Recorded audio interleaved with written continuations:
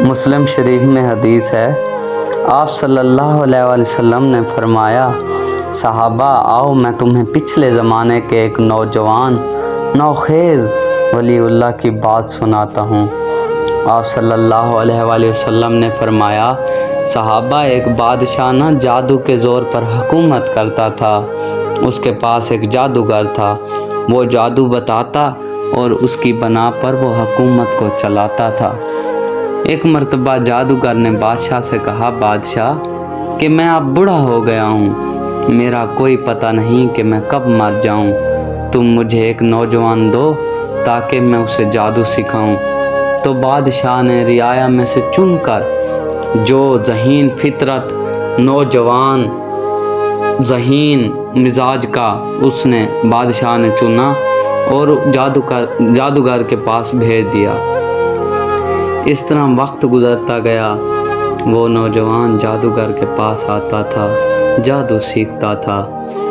تو جس راستے سے وہ جادوگر کے پاس آتا تھا اس راستے میں ایک راہب بھی تھا جو انجیل جانتا تھا، تو وہ اللہ کی باتیں کرتا تھا، حضرت عیسیٰ علیہ السلام کی تعلیمات سے لوگوں کو آگاہ کرتا تھا۔ تو وہ نوجوان ان محفلوں میں، اس راہب کی محفلوں میں بیٹھنے لگ گیا۔ آہستہ آہستہ اس کو باتوں میں لطف آنے لگا، باتوں میں مزہ آنے لگا۔ ایک دن راہب نے پوچھا کہ اے نوجوان تم کون ہو؟ تو نوجوان نے کہا کہ میں جادو سیکھنے جاتا ہوں، لیکن مجھے آپ کی باتیں بہت اچھی لگتی ہیں۔ تو راہب نے کہا کہ تم دین سیکھو، اگر جادو سیکھو گے تو تم کافر ہو جاؤ گے۔ دین سیکھنے والوں کو اللہ تعالیٰ کامل ایمان کی دولت نصیب فرماتا ہے۔ تو اس طرح وقت گزرنے کے ساتھ وہ نوجوان مسلمان ہو گیا۔ اس نوجوان نے کہا کہ میں مسلمان ایسے ہی نہیں ہوا، تجربہ کر کے ہوا ہوں۔ تو وہ نوجوان نے کہا کہ ایک دن میں اس راستے سے، جس راستے سے میں جاتا تھا، میں جا رہا تھا روزمرہ کے معمول کے مطابق کہ راستے میں ایک سانپ تھا بہت بڑا، لوگ اس کے ڈر سے چھتوں پر چڑھے ہوئے تھے، درختوں پر چڑھے ہوئے تھے، لوگوں کا ہجوم مجمع تھا۔ تو وہ نوجوان نے ایک اینٹ کا ٹکڑا اٹھایا تو اس نے کہا، اے اللہ اگر وہ جادوگر سچا ہے تو اسے مار دے۔ تو اس نے مارا، وہ سانپ نہ مرا۔ اس کے بعد نوجوان نے کہا کہ اے اللہ اگر وہ راہب سچا ہے تو اس سانپ کو مار دے۔ اس نے وہ اینٹ کا ٹکڑا مارا، وہ سانپ مر گیا۔ اس طرح نوجوان نے کہا کہ میں مسلمان ہوا۔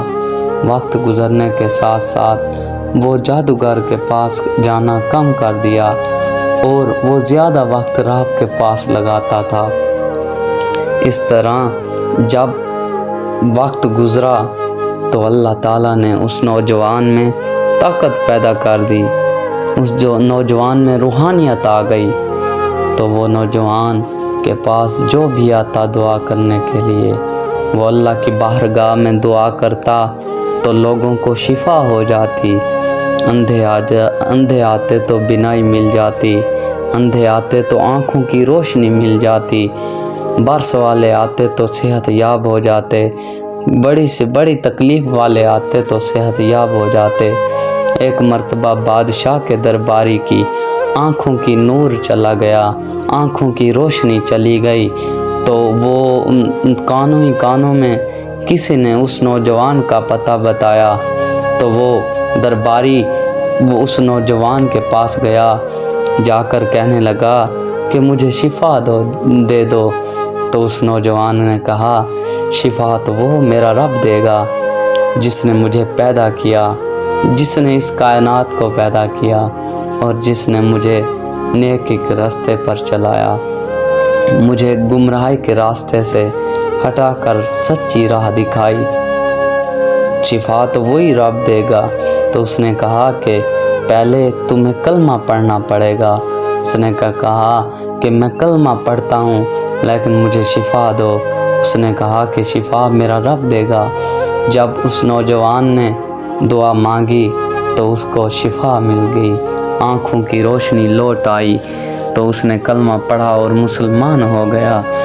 جب وہ بادشاہ کے پاس گیا تو بادشاہ نے پوچھا کہ یہ سب کیسے ہوا؟ اس نے کہا کہ میرے اللہ نے مجھے آنکھوں کا نور لوٹا دیا ہے۔ اس نے کہا کہ معاذ اللہ، میرے علاوہ اللہ کون ہے؟ وہ تو بادشاہ سجدے کراتا تھا نا۔ اس طرح اس درباری نے کہا کہ وہی اللہ جس نے تجھے پیدا کیا، جس نے مجھے شفا دی، میری آنکھوں کا نور مجھے لوٹا دیا۔ تو جب بادشاہ نے درباری کو ستایا تو بادشاہ نے درباری کو ستانے کے بعد درباری نے بادشاہ کو اس نوجوان کا پتہ بتایا، تو نوجوان کو ستایا تو اس راہب کا پتہ بتایا، راہب کو بھی قتل کرایا گیا، اس درباری کو بھی قتل کرایا گیا۔ بادشاہ نے سپاہیوں کو حکم دیا کہ اس نوجوان کو پہاڑی پر لے جاؤ اور نیچے پھینک دو۔ جب پہاڑی پر لے جایا گیا تو اس نوجوان نے کہا کہ آئے اللہ، میرے لیے نہیں، اپنے لیے ان کو اپنی قدرت کے جلوے دکھا۔ تو اس طرح یہ ہونا ایسے ہوا کہ وہ سارے زمین پر گر گئے، مر گئے، اور وہ نوجوان بچ گیا۔ وہ نوجوان بادشاہ کے پاس واپس گیا اور کہا کہ بادشاہ، میرے اللہ نے مجھے بچا لیا ہے۔ تو بادشاہ نے سپاہیوں کو کہا کہ سمندر میں جا کر اسے دھکا دے دو۔ سمندر میں جب لے جایا گیا تو اس نے دعا مانگی، آئے اللہ، میرے لیے نہیں، اپنے لیے ان کو اپنی قدرت کے جلوے دکھا۔ تو ہوا یوں کہ ایک طوفان آیا، سب ڈوب گئے، وہ بچ گیا۔ تو وہ نوجوان بادشاہ کے پاس گیا اور کہا کہ بادشاہ، میرے اللہ نے مجھے بچا لیا ہے۔ تو اس طرح بادشاہ نے کہا کہ اس کو کس طرح ماریں؟ اس نے کہا کہ بادشاہ، آؤ میں تمہیں بتاتا ہوں کہ میں کس طرح مروں گا۔ اے میرے یارو، ایمان کی پختگی دیکھو، ایمان کا وہ مقام دیکھو کہ وہ نوجوان اپنے مرنے کے طریقے بتا رہا ہے۔ اس نے کہا کہ تو نے مجھے مارنا چاہا، تو نہیں مار پایا، اب مجھے ایک درخت کے ساتھ باندھ اور پورا ملک کو اکٹھا کر، اور میں تمہیں بتاؤں گا، اس طرح مجھے تیر مارنا، میں مر جاؤں گا۔ اس نے پورے ملک کو اکٹھا کیا اور نوجوان نے لوگوں کو کہا کہ لوگوں، یہ مجھے مارنا چاہتا تھا لیکن مار نہیں پایا، میرے اللہ نے ہر بار میری حفاظت کی ہے، اب میں اسے بتاؤں گا کہ میں کس طرح مروں گا۔ نوجوان نے بادشاہ سے کہا، بادشاہ، جب تیر مارنا میرے اللہ کا نام لینا، میں ایمان کی پختگی میں اللہ کے نام پر مرنا چاہتا ہوں۔ جب بادشاہ نے اللہ کہہ کر تیر مارا، نوجوان کی پیشانی میں لگا، نوجوان کی روح پرواز کر گئی۔ تو میرے نبی پاک حضرت محمد صلی اللہ علیہ وآلہ وسلم نے نوجوانوں کو بتایا کہ جب تمہارا یقین، تمہارا ایمان، تمہارے اندر دین کی پختگی ہوگی، ایمان کی پختگی ہوگی، تو اللہ تعالیٰ ہر حالت میں تمہارے ساتھ ہوگا، تمہارا ساتھ دے گا۔